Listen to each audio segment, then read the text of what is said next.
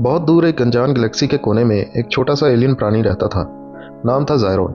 वो शांत और मेहनती था और उसके अंदर काफ़ी बड़े सपने थे कि एक दिन अपने एस्ट्रॉयड से निकलकर बड़े प्लेनेट पर जाए और अपने परिवार के लिए एक सुरक्षित डॉम सिटी बनाए। लेकिन किस्मत ने कुछ और ही लिख रखा था।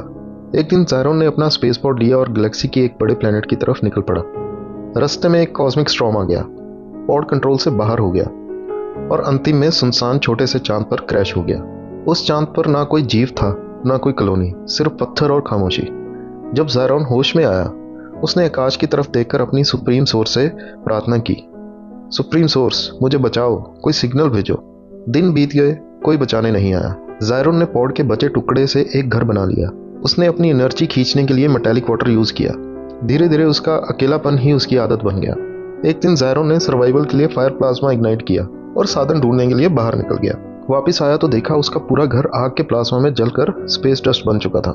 गुस्से और दुख के साथ उसने आसमान की तरफ चिल्लाया, सुप्रीम सोर्स, मैं तुमसे मदद मांग रहा था और तुमने सब कुछ खत्म कर दिया। तुम मेरे साथ ही ऐसा क्यों कर रहे हो? ज़ायरोन रेत पर अकेला बैठा शिकायत करता रहा और आखिर में थक कर सो गया। अगली सुबह एक भयानक इंजन की आवाज सुनी। ज़ायरोन ने देखा एक महान इंटरस्टेलर क्रूजर उसके चांद पर उतर रहा है। वो भागकर उसकी तरफ गया। जब उसने कैप्टन से पूछा, आपको कैसे पता चला कि मैं यहाँ फंसा हुआ हूँ? कैप्टन मुस्कुराए और बोले, कल रात हमें इस चांद से एक खाक का धुआं और प्लाज्मा फायर दिखाई दी। तभी हम समझ गए कि यहाँ कोई इंटेलिजेंट लाइफ है, तो हम इसलिए इस चांद की तरफ आ गए। ज़ायरोन हैरान हो गया।